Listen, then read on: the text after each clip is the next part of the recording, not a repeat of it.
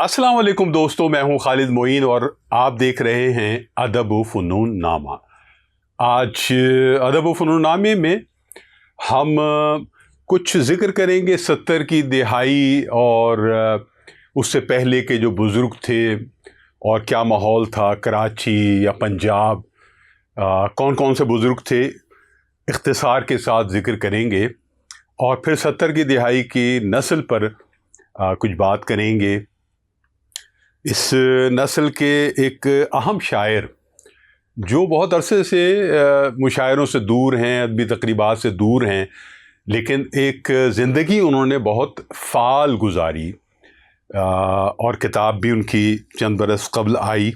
इस किताब का नाम है शायरी मेरा तारुफ नहीं। हो सकता है कुछ लोगों को इस किताब के नाम से कुछ उलझन महसूस हो या वो इख्तलाफ करें। ये बिल्कुल ऐसा ही है जैसे जॉन एलिया कभी कभी बहुत मूड में होते थे तो वो कहते थे कि जानी मैं शायर नहीं हूँ, मैं तो पहलवान हूँ, और अमरोहे में मैं बाकायदा ज़ोर आजमाई करता था अखाड़े में। और कभी कभी एक और मूड में होते थे तो वो कहते थे कि जानी मैं शायर नहीं हूँ, मैं तो कव्वाल हूँ। और जिस दौर में वो ये कहते थे उस दौर में उन्होंने कुछ नातें भी लिखी थी जो आम नातों से कदरे मुख्तलिफ भी थीं। और फिर वो बहुत मूड में उन नातों को कव्वालियों के अंदाज में गुनगुनाते भी थे। तो ये रंग थे जॉन एलिया के अपने शायर होने की जो असल हैसियत है उससे कुछ इख्तलाफ करते हुए कभी वो पहलवान बन जाते थे, कभी वो कव्वाल बन जाते थे। इसी तरह शायरी मेरा तारुफ नहीं, शौकत आबिद ने ये उन्वान रखा है और ज़ाहिर है कि मैं तो उनका बहुत जूनियर हूँ और यकीनन मैं ये नहीं कह सकता कि शायरी उनका तारुफ नहीं है, भरपूर तारुफ है। एक भरपूर ज़िंदगी उन्होंने गुजारी है। अब भी कभी कभी मुशायरों में आ जाते हैं, जैसे IBA के मुशायरे मैंने उनको देखा बहुत अरसे के बाद, तो दिल खुश हुआ। तो ये 70 की दिहाई से जुड़ी हुई जो नस्ल है इसकी जो खुसूसियात हैं और क्या क्या अच्छे शायर उस नस्ल में मौजूद रहे, तो उनके बुज़ुर्गों में 70 की दिहाई के बुज़ुर्गों में सलीम अहमद का बहुत मरकज़ी किरदार है जो रिवायत से जुड़कर एक पूरी नस्ल की तरबियत कर रहे थे। दूसरी जानिब जदीदियत के हवाले से कमर जमील बहुत सारे नौजवानों की तरबियत कर रहे थे, बल्कि नस्र नज़्म का डोल भी उन्होंने डाला और एक तहरीक की सूरत भी दी जिसमें उस वक्त के तमाम ही नुमाइंदा लिखने वाले जो नौजवान थे वो सब उस तहरीक से जुड़े। न सिर्फ कराची बल्कि फिर पूरे पाकिस्तान में ये तहरीक आगे बढ़ी और उसने बड़े असरात कायम किए। उधर सीनियर नस्ल में अहमद नदीम कासमी साहब थे जो फ़नून निकाल रहे थे और उन्होंने कई नस्लों की तरबियत की।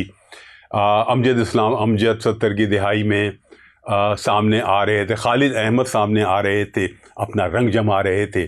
उधर सरगोदा में वज़ीर आगा थे, बहुत ज़बरदस्त शायर और नक्काद, और आख उनका रिसाला था। उस रिसाले ने भी कई नस्लों की तरबियत की। इस तरह मैंने बताया कि कराची में सलीम अहमद और कमर जमील, इसके अलावा जो बुज़ुर्ग थे उसमें ताबिज देहलवी, अजीज़ आमिर मदनी, सब अकबर आबादी, मैशर बदायूनी, शबनम रूमानी, रज़ी अख्तर शौक़, और ये भी एक पूरे एक देखा जाए तो अहम बुज़ुर्गों में ये शामिल थे।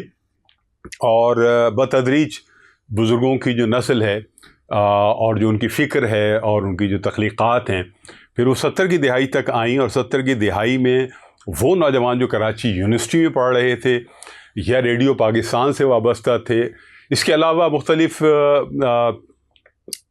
होटलों में बैठते थे और बड़ा एक ज़िंदगी थी। मैं उस दौर को सिर्फ़ याद कर सकता हूँ और उसकी एक इमेजरी बना सकता हूँ कि क्या खूबसूरत दौर रहा होगा। अहमद जावेद भी उसमें शामिल थे, सरवत हुसैन भी शामिल थे, अफज़ान अहमद सैयद कुछ अरसे के बाद जो मशरिक़ पाकिस्तान में थे वो भी आके जुड़ गए थे, अहमद अमेश थे, एक बहुत ज़बरदस्त लोग थे جن کے تخلیقی صورتحال نے پھر آگے چل کر پوری اردو دنیا کو متاثر کیا۔ ادھر عبید اللہ علیم تھے، نصیر ترابی تھے، جمال احسانی تھے، صابر ظفر تھے، سلیم کوثر تھے۔ یہ ایک الگ سمجھ لیں کہ لوگ تھے جو پیرل اس 70 کی دہائی کی نسل کے ساتھ ساتھ چل رہے تھے۔ کیا خاص بات تھی اس 70 کی دہائی کی اس نسل میں جو زیادہ تر سلیم احمد سے جڑی رہی یا قمر جمیل سے جڑی رہی؟ یہ بڑے زبردست نوجوان تھے، پڑھنے لکھنے والے، مشاعروں کا اتنا چلن نہیں تھا۔ یونیورسٹی میں یا کالجز میں مشاعرے ہوتے تھے، لیکن یہ نسل جو ہے مشاعروں سے زیادہ ادبی رسائل کا جو دور تھا، بڑا سنہرا دور، اس سے جڑے ہوئے تھے۔ ان کی چیزیں چھپتی تھیں، نہ صرف پاکستان بلکہ بھارت میں بھی جو عام ادبی رسائل تھے اس میں بھی سب یہ چھپتے تھے، اور پھر گفتگو ہوتی تھی اور یہ بتدریج سامنے آتے تھے۔ پروین شاکر بھی آ گئی تھیں، اس کے علاوہ عذرا عباس بھی آ گئی تھیں، تنویر انجم کچھ عرصے کے بعد آ گئی تھی، تو ایک بڑا زبردست دور تھا۔ شاہدہ حسن بھی آ گئیں بعد میں، تو ایک بڑا سنہرا دور جسے کہہ سکتے ہیں۔ پھر ملتان میں تھے، بزرگ تھے، نوجوان تھے۔ فیصل آباد یعنی لائل پور میں بزرگ تھے، نوجوان تھے، اس وقت کے جو آہستہ آہستہ اپنی ایک شناخت بنا رہے تھے۔ بڑا بھرا پورا دور تھا ادب کا۔ منیر نیازی تھے، ادھر ناصر کاظمی تھے، ان کے اپنے اثرات تھے۔ پھر ظفر اقبال آ گئے، احمد مشتاق آ گئے۔ تو دیکھا جائے تو تمام ہی لکھنے والے اپنے اپنے انداز میں اپنی اپنی انفرادیت کے ساتھ لکھ رہے تھے۔ کراچی میں جیسا کہ میں نے بتایا کہ اس میں قمر جمیل صاحب کا بہت مرکزی کردار تھا۔ وہ ریڈیو پاکستان میں سینئر پروڈیوسر تھے، اور ریڈیو پاکستان کی کینٹین میں اور پھر بزم طلبہ میں بھی یہ سب نوجوان شریک ہوتے تھے۔ بعد میں گفتگو ہو رہی ہے، اور پھر ترجمے، خاص طور پر شوکت عابد ایک ایسے شاعر تھے جنہوں نے بہت زیادہ ترجمے کیے مغربی شعراء کے، اور منہمک رہتے تھے، وہ غزلیں اور نظمیں بھی کہتے تھے۔ پھر ایک عرصہ ایسا بھی آیا کہ انہوں نے شاعری میں ایک ان کا گیپ بھی آیا، جو خود بتاتے ہیں کہ 11 برس تک شاعری کا فرشتہ ان سے دور رہا۔ کیا تھا اس صورتحال میں؟ کیسی جمالیاتی صورتحال تھی، کیسی خوابناکی تھی، کیسے ذہین یہ لوگ تھے، پھر جن کے اثرات 80 کی دہائی والی نسل پر بھی پڑے۔ کچھ اختلاف کے ساتھ 80 کی دہائی میں جو لوگ آئے، انہوں نے کچھ نثر نظم سے گریز کیا اور کلاسیکی غزل سے اپنا رشتہ جوڑا اور ایک اپنا الگ رنگ بنایا۔ پھر وہ چاہے کراچی ہو یا پنجاب ہو، اسی طرح کے شعراء آئے، لیکن نثر نظم کا جو جادو تھا وہ چلتا رہا، اب تک چل رہا ہے۔ پھر کتابیں آنی شروع ہوئیں، ذیشان ساحل بھی ظاہر ہے بہت عام شاعر نثر نظم کے، یہ سب چلتے رہے۔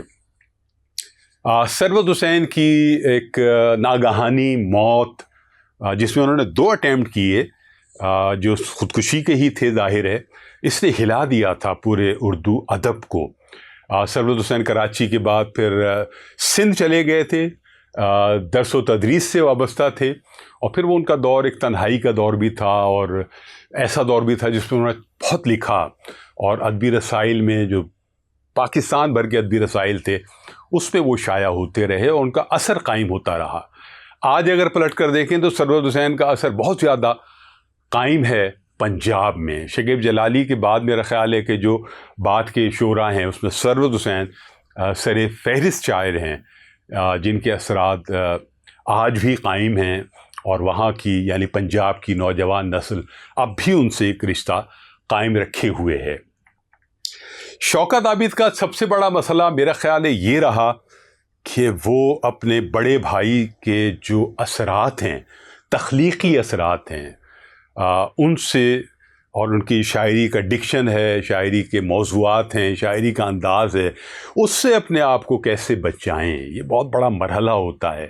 ایک گھنا پیڑ اگر آپ کے اطراف میں، آپ کے خاندان میں اپنے آپ کو استوار کر لے تو اس کے بعد کے آنے والے یا ساتھ چلنے والوں کے لیے بہت سے مسائل پیدا ہو جاتے ہیں۔ میں دیکھتا ہوں کہ ثروت حسین کے جو صاحبزادے ہیں ڈاکٹر سلمان ثروت، ان کے لیے بھی ایک یہ مسئلہ موجود ہے، اور جہاں شوکت عابد نے ایک شعوری کوشش کی کہ اپنے آپ کو ثروت حسین کے اثرات سے دور رکھے، جس میں وہ خاصے کامیاب بھی ہیں، اسی طرح ڈاکٹر سلمان ثروت نے بھی ایک شعوری کوشش کی کہ وہ بھی اپنے والد کے جو تخلیقی اثرات ہیں، جو گہرے اثرات ہیں، جسے بہت سارے نوجوان شعراء مبتلا ہوئے، اس سے اپنے آپ کو دور رکھے۔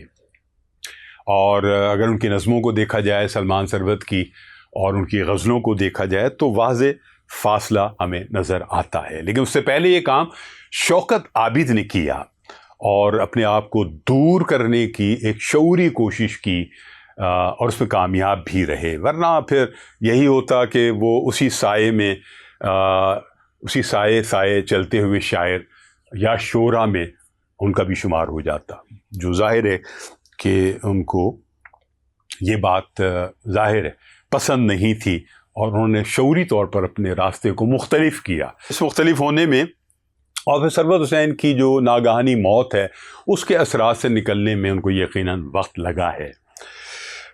میری ملاقاتیں 80 کی دہائی کے وسط میں شوکت عابد سے ہوئیں، جو شاہ فیصل کالونی کبھی کبھی مشاعروں میں آتے تھے، اور ان کی شخصیت بہت دل آویز تھی۔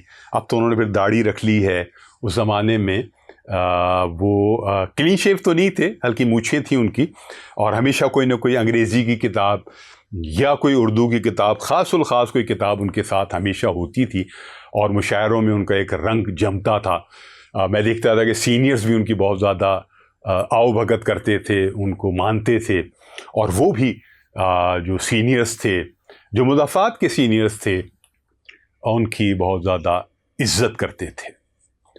تو وہیں ہمارا اور شوکت عابد کا تعارف ہوا، ان کی شخصیت بھی بہت پسند آئی اور ان کی شاعری بھی بہت پسند آئی۔ یہ سلسلے آگے چلتے رہے۔ پھر وہ ان سے ملاقات انٹرفلو میں ہوئی، جہاں وہ کاپی رائٹنگ کا کام کر رہے تھے۔ خلیل اللہ فاروقی بھی وہاں موجود تھے۔ پھر آگے چل کر وہ اور جگہوں پر اسی ایڈورٹائزنگ کمپنیوں کے ساتھ ہی منسلک رہے، اور آخر وقت تک وہ کچھ اسی طرح کا کام کرتے رہے، اور بہت اہمیت تھی ان کی رہی ہمیشہ اس کام میں۔ وہ بہت ذہین آدمی تھے اور تخلیقی آدمی بھی تھے۔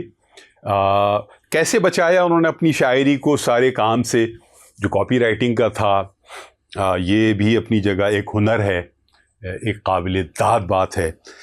تو شاعری میرا تعارف نہیں، اس پر ہم بات کریں گے۔ اس میں جو مضامین ہیں شوکت عابد کی اس کتاب میں، شاعری میرا تعارف نہیں، اس میں جہان احوال و معنی، یہ احمد جاوید کا ایک مضمون ہے جو ان کی کتاب میں شامل ہے۔ شوکت عابد کا زمانہ محمد اظہار الحق کا ایک مضمون ہے۔